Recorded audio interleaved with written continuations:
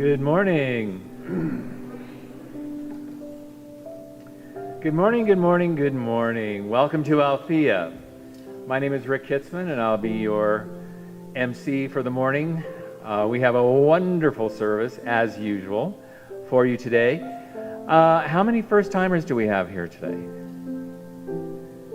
Oh my gosh, 1, 2, keep your hands up, please. 1, 2, 3, 4, welcome. Let's give him a big hand. We want to simply acknowledge you with giving you a lovely flower, and so that people know that you're first time here, and we would like to have you meet with someone. If you want to give us your email address, that's the best way to know what's going on here, and we would like to simply acknowledge your presence here today and hope you come back. Welcome, welcome. All right,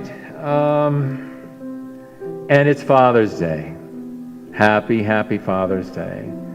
How many fathers do we have here? Why don't you stand up? If you're a father or act in that capacity, stand up and let's give you all a big hand.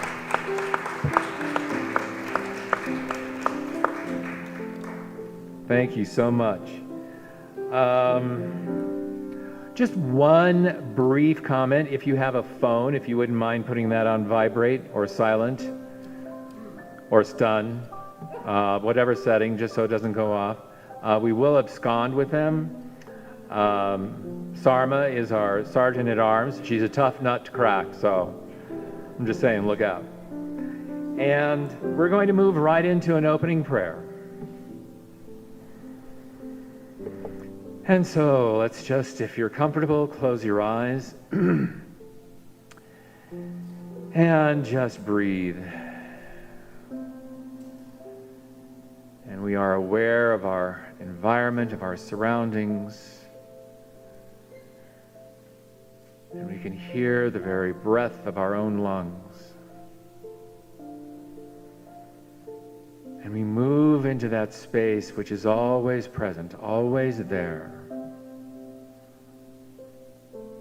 And we move into it deeper and deeper and deeper. Because when we focus with such depth on our breath, we are focusing on that infinite presence that breathes us, that lives as us, for we are each of us an individualized expression of the divine.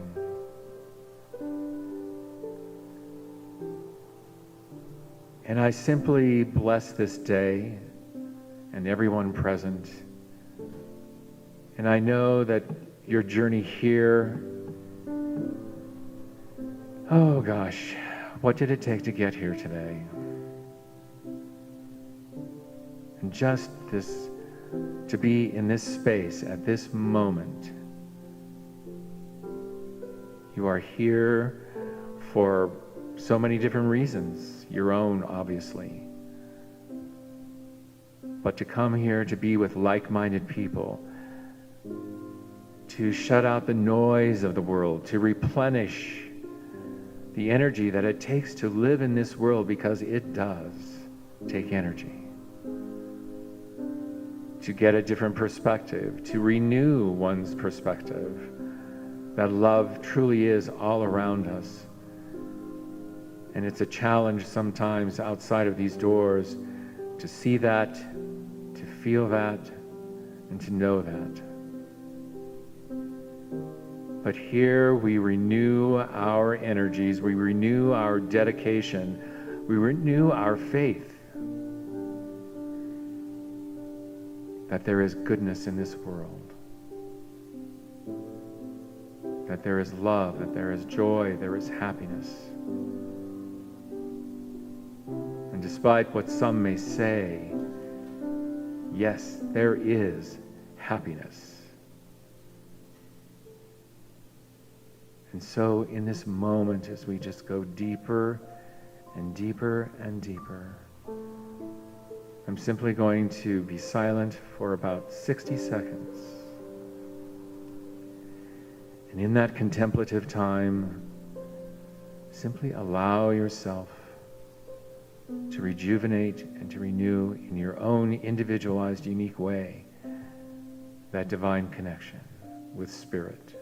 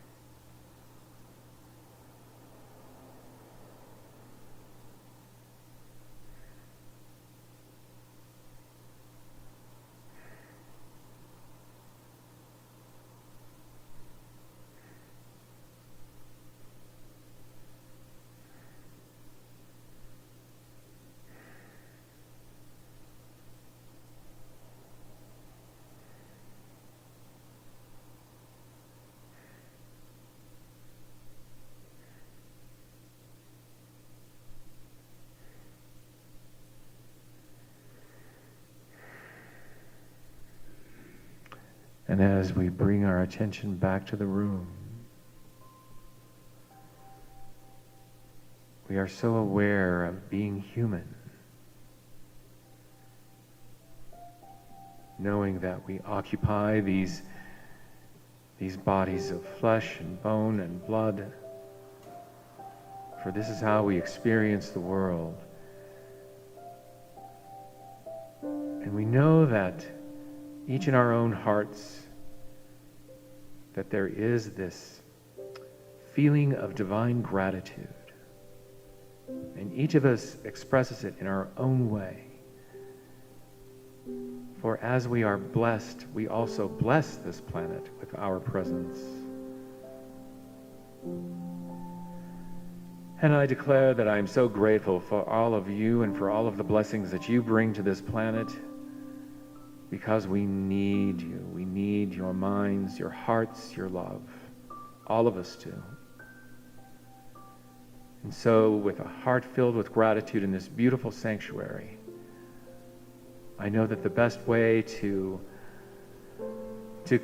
continue that rejuvenation is to let it all go, to let whatever is in our lives that is struggling with us, to let that go. Whatever harms we have, we let them go. Whatever challenges, we let them go. And we just revel in this moment of peace and love and harmony.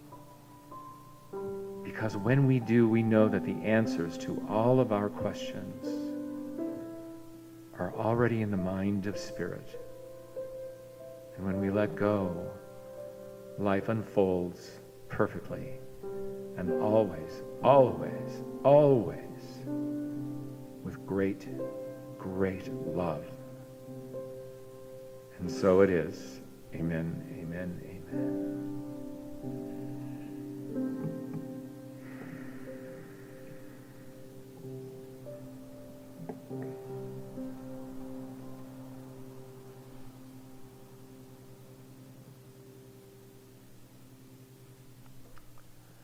We have a program.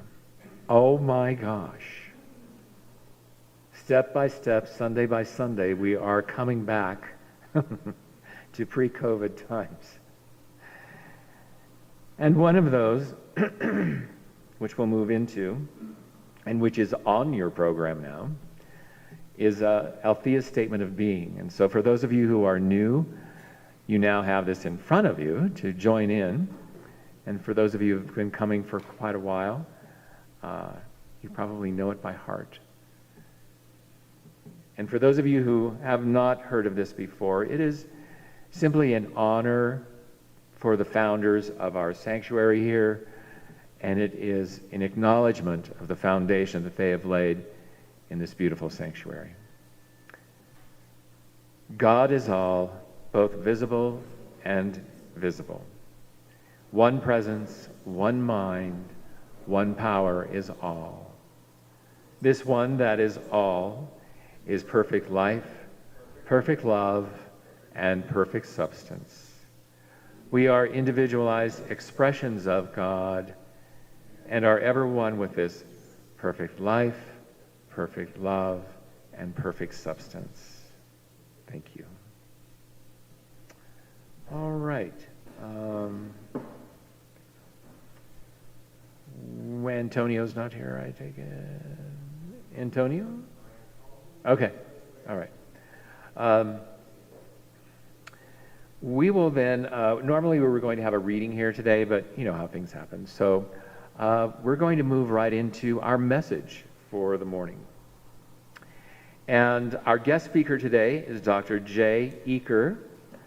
Dr. J lives in Louisville. We are not in Kentucky. It is Louisville. I'm a native, I should know that. And he's had a private healing practice for the last 20 years. He's a husband, father, a healer, an author, and recently a dog owner. Yay! I think that's going to be your biggest, most popular calling card there, Jay. With his personal and passionate message about celebrating the spiritual side of fathering in life, please help me welcome Dr. J. Uecker.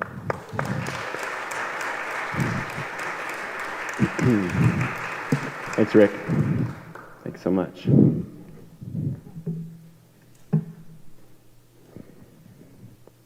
All right.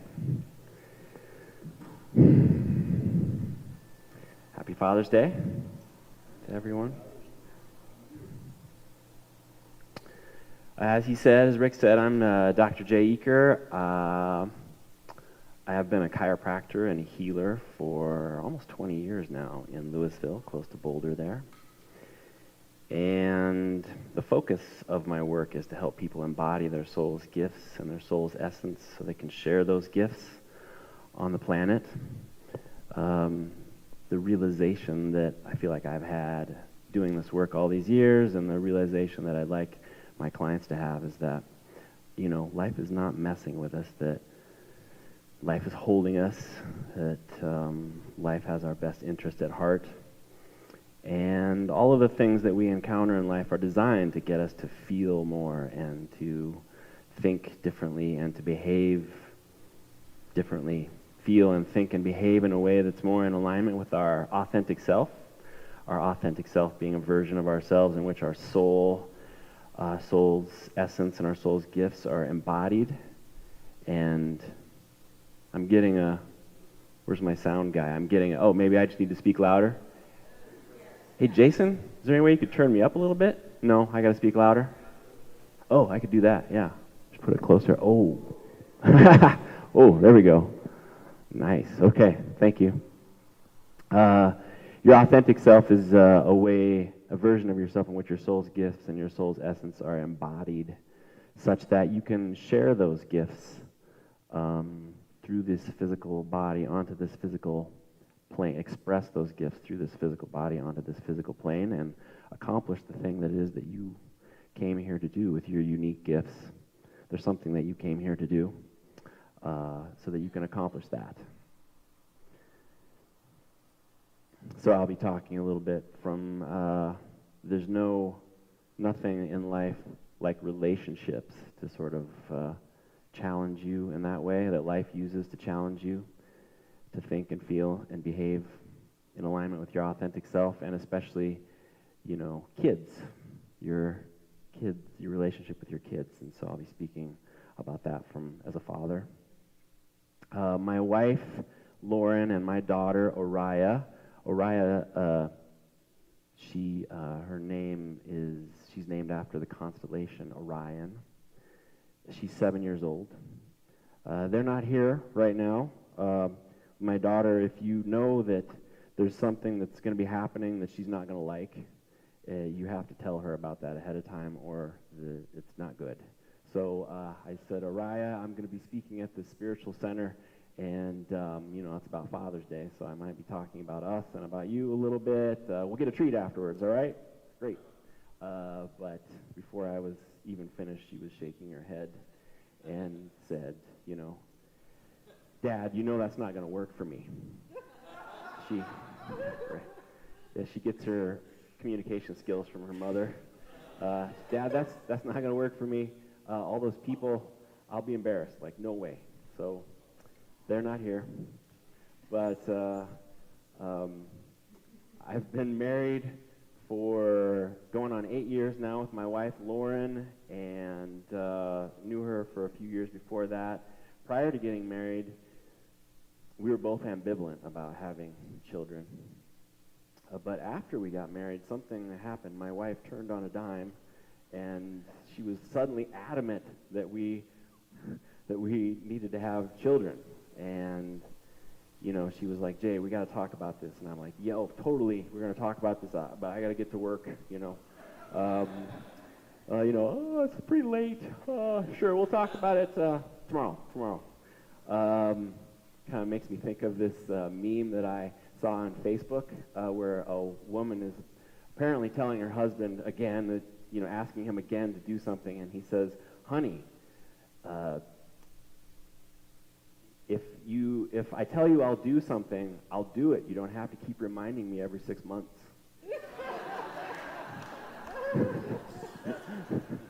So I was kind of happy to sort of curl up in my cozy little blanket of ambivalence and stay curled up there. But my wife, as she does, sort of shocked me out of that. She got tough and for my own good, and gave me an ultimatum. She says, Jay, it's a baby or the relationship. And I think she was serious. She probably was serious. And so I was like, well, I got to look at this, and when I started looking at it, I could see that what was behind my ambivalence was really just fear. I was really scared about having children. That makes me emotional all of a sudden there.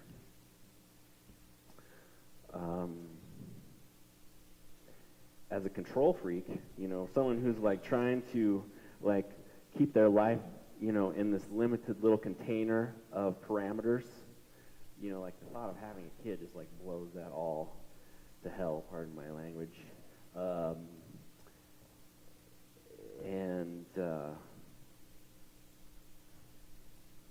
For a control freak, that's scary stuff.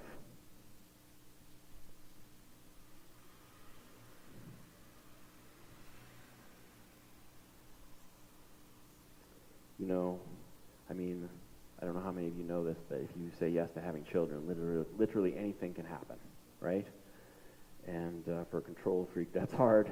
But I realized that, life, I was getting the idea. I was starting to grasp this idea that life is not screwing with me, that life is holding me, that I can't mess it up, that there's probably some good things in this. Life seems to kind of be nudging me in this direction, so there's probably some good things in this. So I said yes to being a father.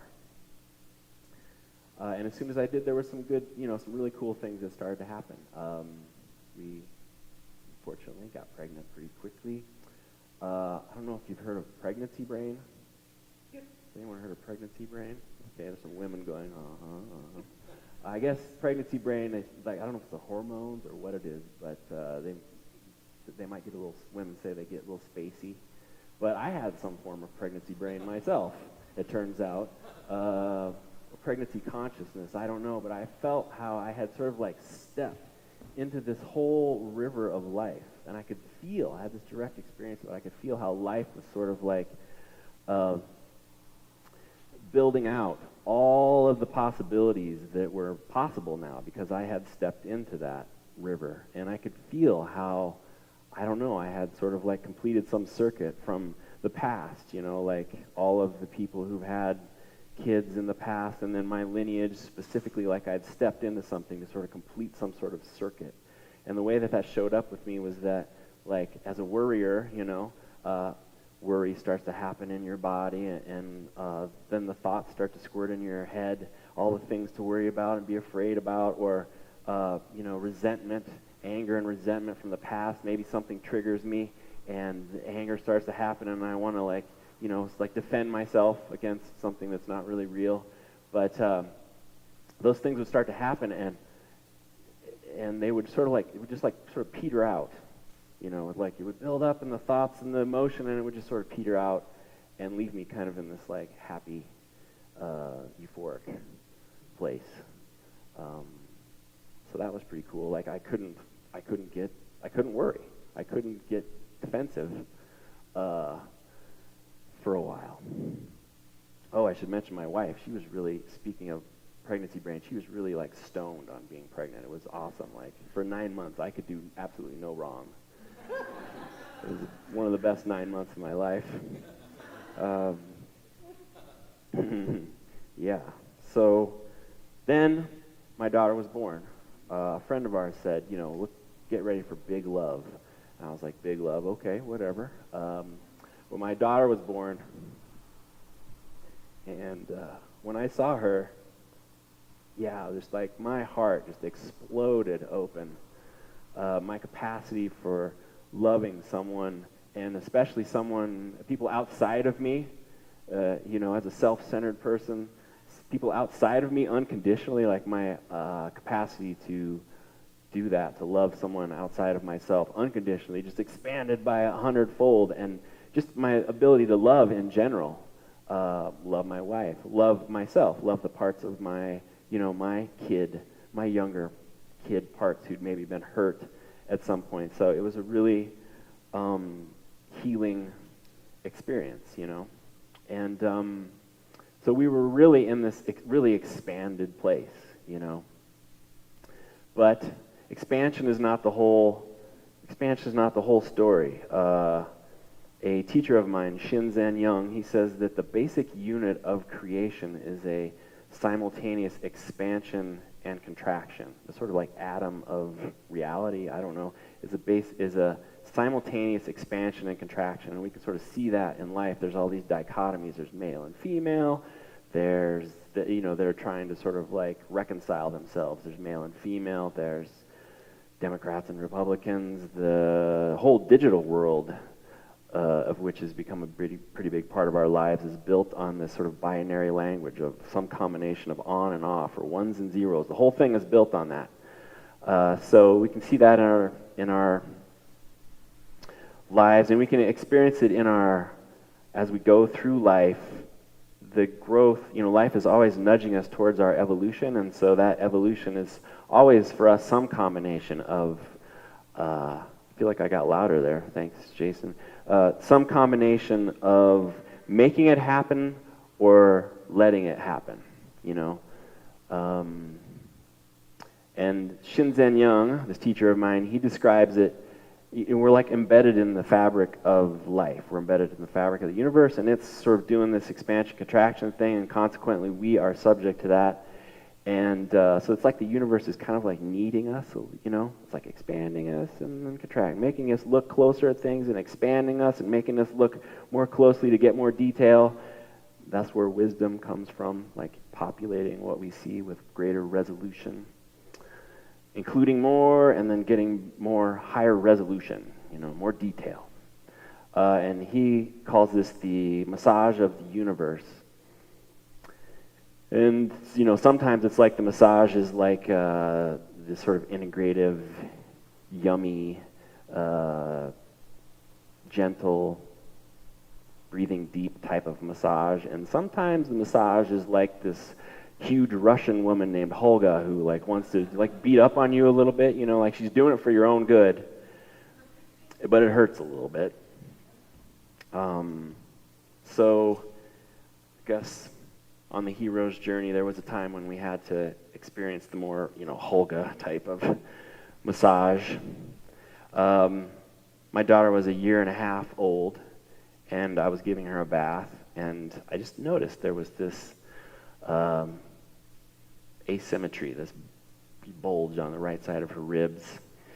And with my chiropractic, it was barely perceptible. With my chiropractic eyes, I could see this sort of asymmetry, and by the next day we couldn't even see it, and I was doubting whether that was there or not. But we took her to the doctor, and they couldn't see anything, but the doctor said parents see things, so you should take her and get her looked at. By see things, he meant parents tap into things that are there that necessarily can't be seen. And we took her to get her evaluated, and they did an ultrasound of her body, and the news was a nightmare. She had cancer. There was a 4-inch tumor in her right kidney. And they call that a small tumor, but it was a 4-inch tumor that had subsumed her kidney. And as you can imagine, the force of the emotion that I felt, sorrow. Like looking back, I don't know if I ever knew what sorrow was, but this just sort of like abject loss that just drops you to your knees, like sorrow. And obviously fear, terror. And again, as humans, adult humans, we have this, the mental pathway is really ingrained, but on some level, capacity to feel the sensations in our bodies. We have this aversion to feeling the sensations in our body, all of us to some degree.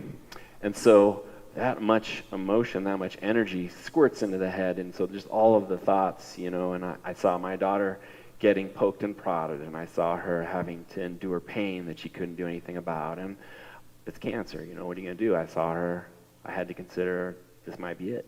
She might die. And I tell my clients that when they're going through hard things, like the solution here, life is not messing with you. Life is holding you. There's something good, some gift in this somehow, no matter what it is. And so the solution is to meet this with as much presence as you can. Accept it. Acceptance, I'm probably too early on that word. Meet it with as much presence. Receive it with an open heart, especially the sensations of everything that you're going to feel as a result. The thoughts are not so much real, but the sensation of it in your body. And so I committed to doing that. I committed to whatever she had to go through. I commit to feeling it as fully as I can. And even if we have to go all the way, even if she has to die, I commit to being with her the whole way and feeling it all with an open heart. And I prayed hard for grace, I let God, the universe, whatever know that what my wishes would be, and then I let it go. I trusted life. Life's not screwing with me here. There's some gift in this. And this is the way to realize that gift, is to welcome it into your heart, feel it completely as you can. And so I committed to doing that. And our prayer for grace was answered. A Wilms tumor, it's called a Wilms tumor. It is a rare thing that little kids get, and it's not very aggressive at all. They said, if you do treatment, she's a 90 to 95% chance of being just fine. And so she did have to get surgery. She got her kidney removed, along with the tumor that had subsumed her kidney. So there were some hard things. It wasn't easy. Most of the time when, there wasn't anything really, if anything was going to be uncomfortable or otherwise painful, she was sedated. So she didn't have to go through a lot of, poking and prodding or enduring pain she couldn't deal with. And she didn't die, right? So, there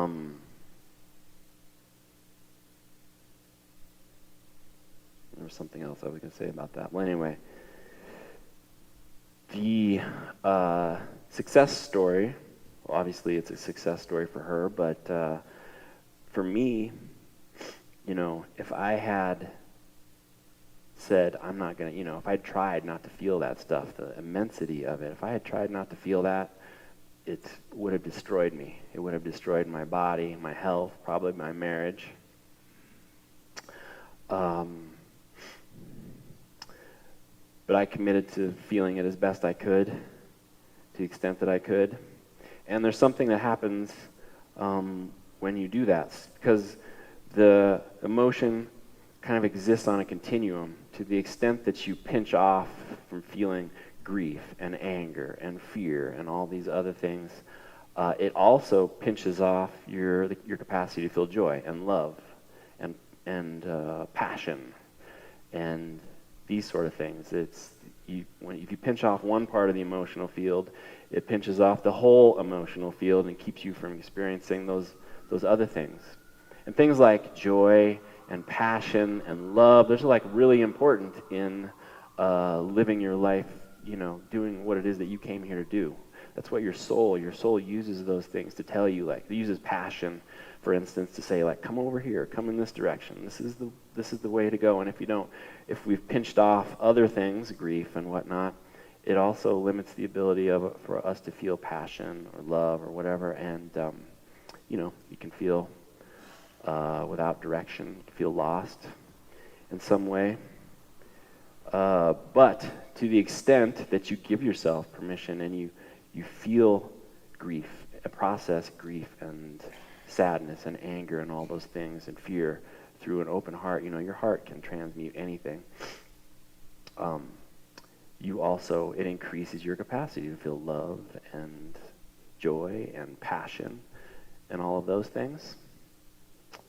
And again, passion being important where your soul's purpose is concerned, and sort of like increases the bandwidth of energy of you, that you can express through this body. And most people are limiting themselves, unconsciously, nonetheless limiting the amount of joy and love and that they could express. Then that's something that sort of comes, it's handed down to us from humans, from being just in the collective human to, and there's special parts of that are handed down to us from our lineage, where we've pinched off from feeling, grief and anger and fear and these things. And there's always a sort of undercurrent of those things running in the background, and that limits,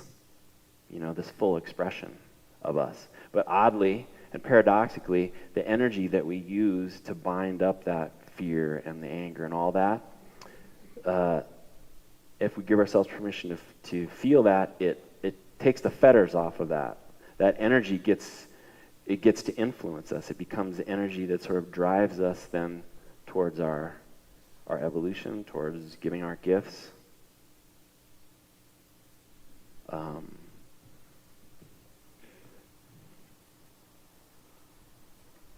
So, I guess that's my wish for everyone here, is that you could feel and experience the amount of joy and love and compassion and passion that is available to you, especially parents and especially fathers on this Father's Day. And again, the way to do that is to trust life, and the more you do what I'm talking about, the more you will trust life, the more you will see life is not messing with you. But to give yourself, something, life will bring things up, and we tend to start to think about it. How can I get out of this situation or fix this situation or whatever? But if you can stop and bring your attention to the sensations in your body, every nanosecond that you're allowing yourself to feel anger or feel grief or whatever, you are transmuting that. It is transforming you. You are extracting the wisdom out of it. And that's my wish for you. So, happy Father's Day. Thank you very much.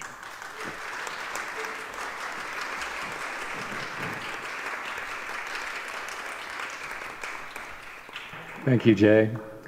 Our reader is here. Antonio, come on up. We're glad he made it.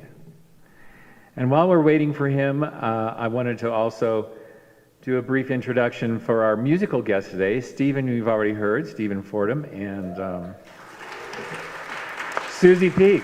So after Antonio, we'll have those two very familiar faces play once again. We're so glad they're back here. Antonio? Thank you, Rick. I also want to give a thanks to actually Jay Uecker. Jay Uecker. Thank you so much. Sorry, I'm stumbling.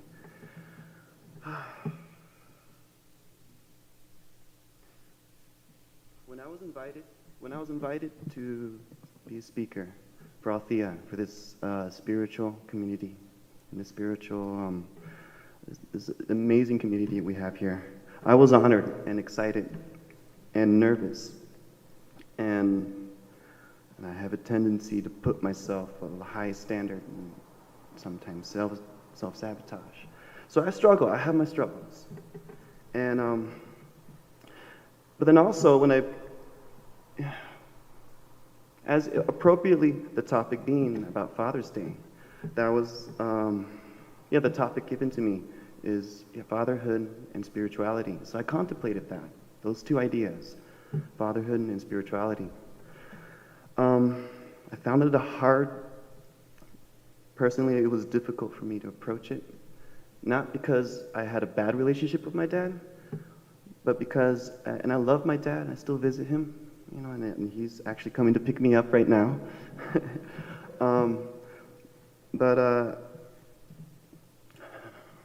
I recognize and I can feel in my community that a lot of people do have issues with their father, or deal with having an absent father, or being estranged for periods of time, or the children, or our sons and daughters don't visit. And I recognize that, so I seek some guidance from Mr.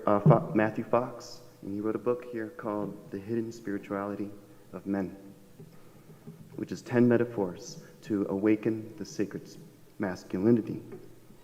And I'll go right into the quote.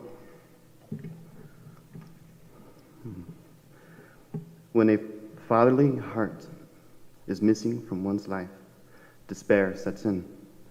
And despair, as Thomas Atkins observed, is the most dangerous of all sins. When we are overwhelmed by despair, there are no limits to violence. If we no longer love ourselves, then the admonition of love your neighbor as you love yourself carries no weight. What I sort of get out of that is, just as Jay Passion mentioned at the end of his speech, is that there's an issue of constricted heart, and men with their inner, not only their masculinity, but their femininity, and recognizing that that's getting in touch with both our masculine and feminine, I believe are important things. And then I trust a lot of people recognize that too. So, second part of this quote, I think really just says the same thing, but really sums it up. And yeah, I'll go right into it. Excuse me. An authentic fatherly heart is open, deep, and ancient. An authentic fatherly heart is open to the deep, the ancient stories of our hunter-gatherers and ancestors. He provides for the survival of the tribe, and he fosters an energetic curiosity of passion, and passionate engagement with the natural world. The Earth Father understands reciprocity And he teaches his sons and daughters how to hunt in the world, and then how to trust their hunter-gatherer instincts when they are on their own. The fatherly heart also celebrates and models the spiritual warrior. He is comfortable expressing both joy and grief. And he knows and/or creates the rituals that can hold these emotions in the home and community. In a way, children grow up emotionally whole. In this way, children grow up emotionally whole and are aware, safe, and expressive. A fatherly heart does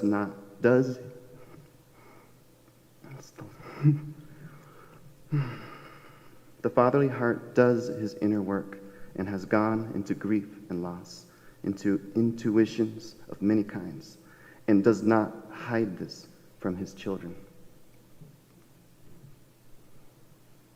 I believe that. I believe that tells me I need to love my father, but not only that, but recognize the father in me and love other fathers too, and recognize the inner femininity and I just love my father, and that's what I feel when I read this. Thank you.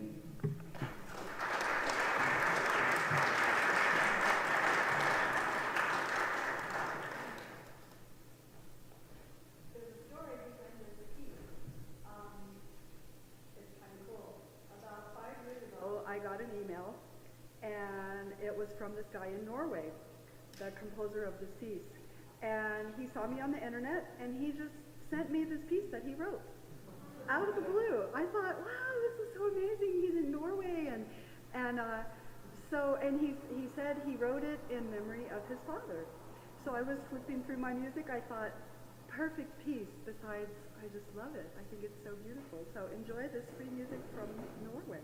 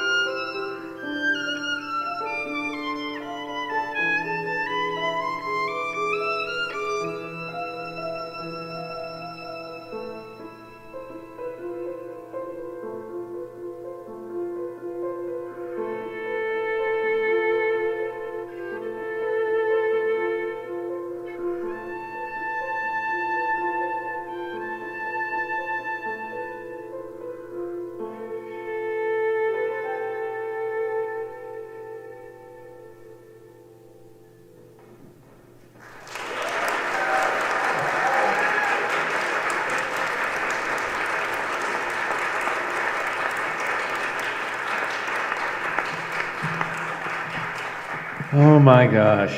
Oh, I don't know if I can talk. I want you to imagine there's no Althea. Imagine there was no Jay. Imagine there was no Antonio, no Stephen and Susie, whom we will be hearing from again before we leave. And oh my gosh, that's going to make me cry. Not them playing again. I'm thinking about not having it. Okay. But what heart, what heart. And so now is the time to, with your open hearts, to give what you can from your heart to Althea, to this center. We are doing something that we obviously stopped during the days of COVID, and when we were not even here, obviously, but that is passing the plate. So we are back to doing that. We started that last week for the first time. And we also have our wonderful Judith to give us a lovely prayer of gratitude and appreciation.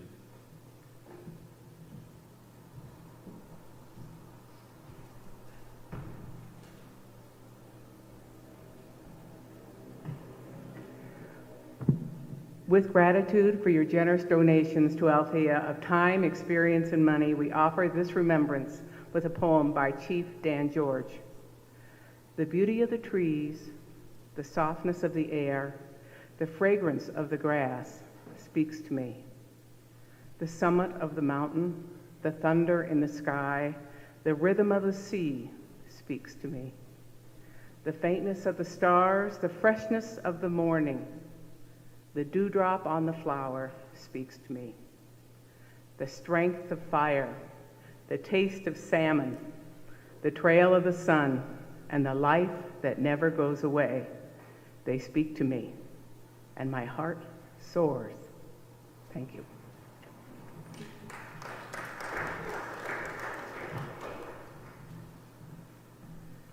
Thank you, Judith. I also wanted to recognize our beautiful altar here, which is set up every Sunday by Barbara Vale. And for those of you who would like to bring a memento of something or someone, it's a place for you to place that remembrance and to allow the energy of the service to simply imbue it with all of its love and beauty and spirituality. So it's a beautiful altar. Please take advantage of it. Don't forget we have other ways of donating. We have the dip jar in the back, and for those of you who don't know what a dip jar is, it's not a jar, okay? It's a great new device where you just simply take out your credit card and dip it and dip it and dip it and dip it, and to your heart's content. Don't forget you can also give through King Soopers, which has a community portal there where you can designate Althea, and you can, every purchase you make, it allows King Soopers to donate a certain percentage. And then get ready for Prime Day at Amazon tomorrow and Tuesday. And you can also set up the same sort of idea of a portal that will designate a certain percentage of your purchases to Althea. You must use smile.amazon. Don't just purchase something through your regular Amazon. Set that up, do smile.amazon. I've got my shopping cart full. So all I have to do tomorrow is just buy it. All right, so those are other ways to give. And what's next on the agenda? Ginny.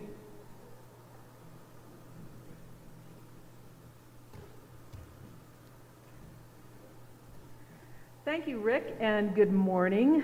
Nice to see all of your faces on Father's Day. I'm guessing the folks who aren't here taking their dad out to lunch or whatever, they could have come here first, but that's fine. We never know from Sunday to Sunday post-pandemic how many we'll have, but we have a great crowd today. Next Sunday, and let me explain, I'm Ginny Castleberry. I am on the team that is bringing you diverse, heartfelt, make you laugh, make you cry Sunday experiences, right? So what's coming up? Yay! What is coming up next week is Pride, June 27th. Yes, woohoo! We're going to be doing Pride here. Stephen Burge is going to talk. His speech is entitled Pride, Bravery, and Allyship After a Bonkers Year. Okay, the fact that I remember that entire title is quite impressive. So he's going to share how allyship came out for him over the last year. And he's going to do a really interesting exercise with all of us. We're going to have paper and pencil up front. He's going to take you through a process that's a little bit surprising and fun. So join us for that. The next Sunday is the 4th of July.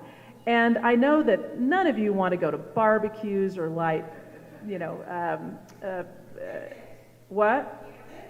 or picnics or whatever. Those can start later. That's right, baseball. Those can start later. Come here first and celebrate the 4th of July with us. We're going to have a wonderful speaker, one of our local ladies. Nancy Driver, where are you? Ooh, right there. She's going to speak to us. I'm not even going to tell you her message yet. It's going to be cool. But it's going to be around freedom, right? Because we are celebrating our independence. And we have a couple of gentlemen that I know personally from a flute circle who are going to do some amazing indigenous music for you. So start out your 4th of July with us, then you can go do all the other things. Then as we move into July, we're going to have a special, The Heart of Home, where we're going to hear from a couple people who have dealt with housing insecurity in their lives and the people who have helped them. So that is going to be amazing too. And we're going to have a bluegrass group for that. Yeah, it's going to be fun, trio for that. Again, we're going to have Young Voices coming, where we're going to showcase young poets, musicians, and artists. That's going to be one of our Sundays. We have gong baths coming up. We have so many cool things. So invite your friends and neighbors and keep showing up. It's just going to get better. And I'm just going to go ahead and say a little spoiler that we may be opening the dining room. So watch for that. I know, I don't care. Watch for that. But for now, join us after for coffee and tea, please. We'd love to see you afterwards in the dining room for that. Rick, take it away. Thank you, Ginny. Oh my gosh, food. Oh, makes me hungry just thinking about it. So we've moved the announcements to the end of the service. We'll do that. Then Diane Beal will be giving us our closing prayer, and then we'll hear from our musical guests again. So just to let you know, Kathy Humphreys is still doing her wonderful Community Connections class. That's on each Thursday from 11 to 12:30. And she chooses a wonderful topic, and it's a great way to still stay connected.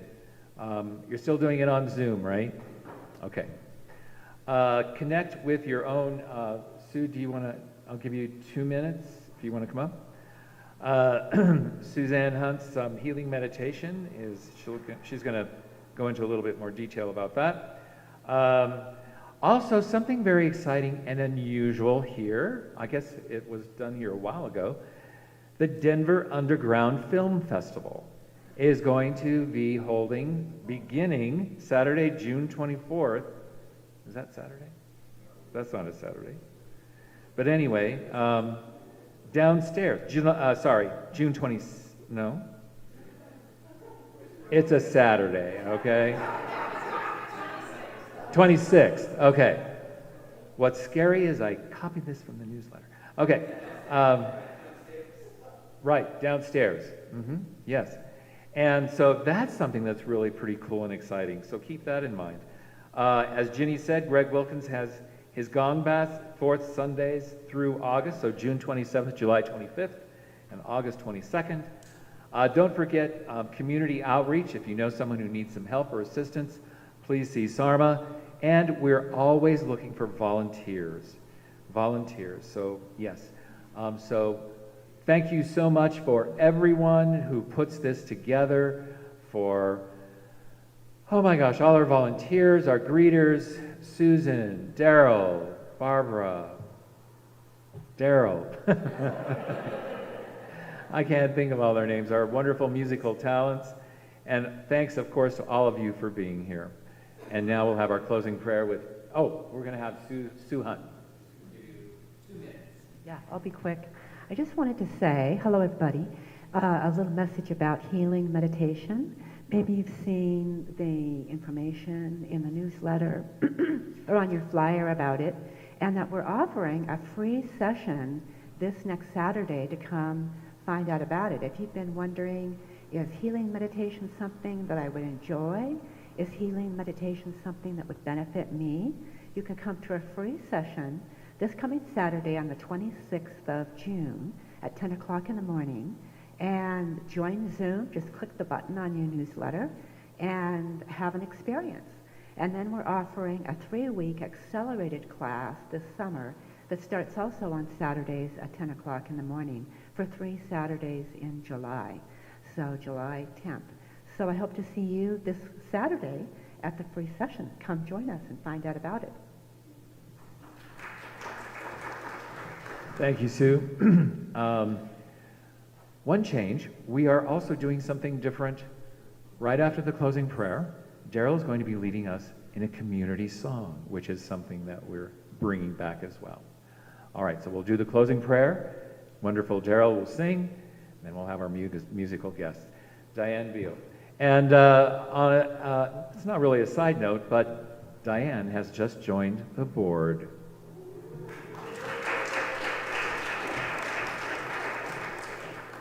Good morning and happy Father's Day to everyone. Thanks for everyone, the music and the message. Before I do the closing prayer, I did want to say one thing about Jay's message, because it was so uncannily similar to my own situation, and it just blew me away. My former husband and his wife had also been very ambivalent about having a child, and they waited and waited, and they finally had a child. And unfortunately, he was developmentally disabled, couldn't crawl, had to roll over, couldn't walk, couldn't speak, couldn't chew. They said he would never go to school. And so it was a very, just like this situation, very, very painful. And his wife, after 8 years, said, "I'm out of here.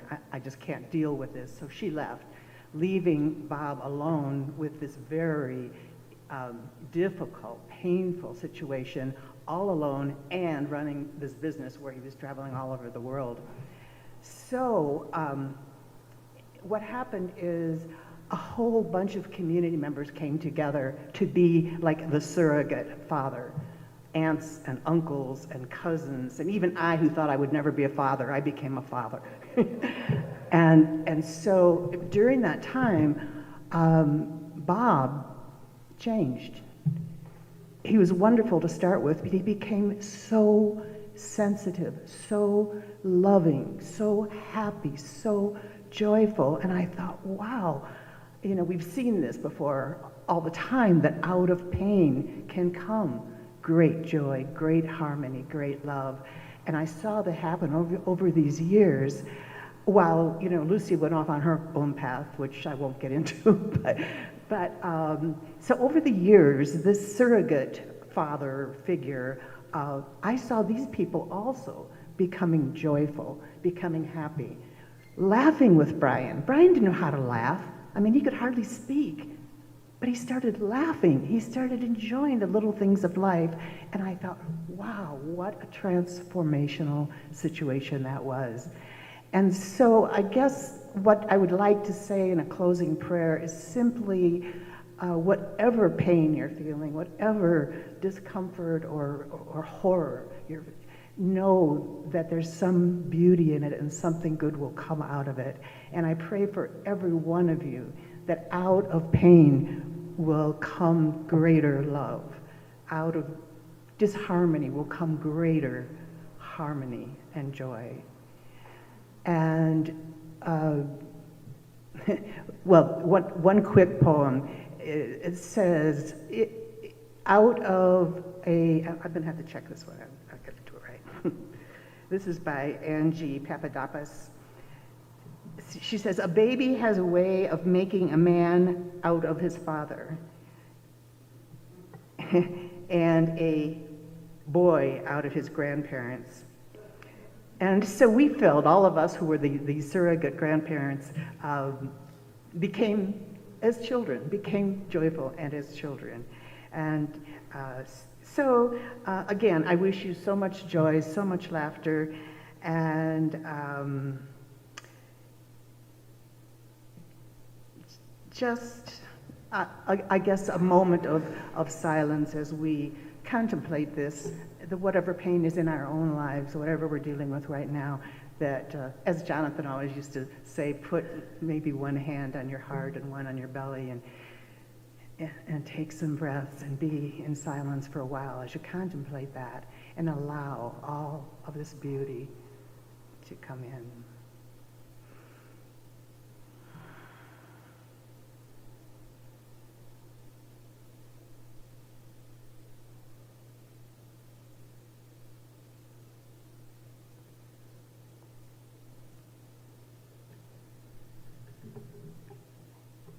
And so I wish you all of the love, all the joy, all of the beauty.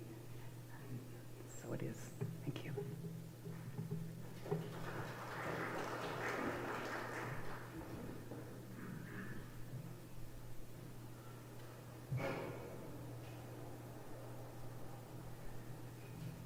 Good morning.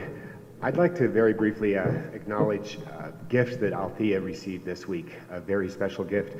If you go into the library, you'll notice that there's a brand new carpet on the floor of the library.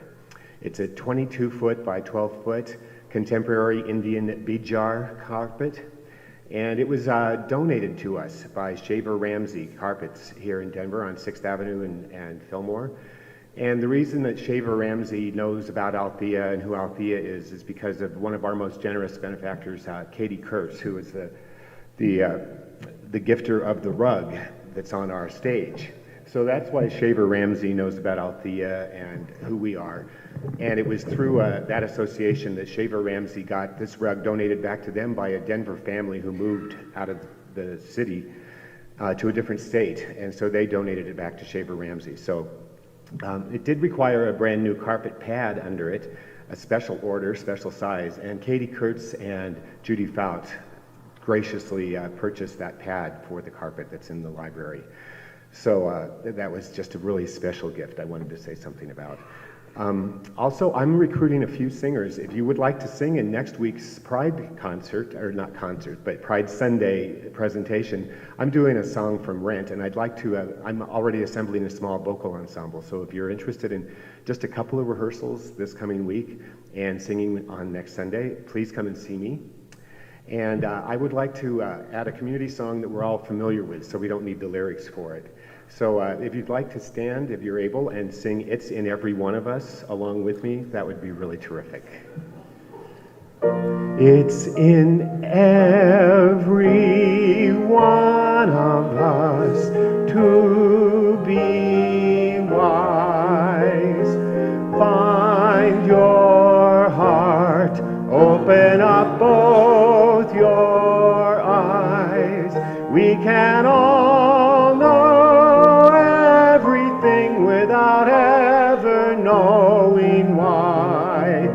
It's in every one of us by and by. It's in every one of us to be wise. Find your heart, open up both your eyes. We can all know everything without ever knowing why. It's in every one of us by and by. It's in every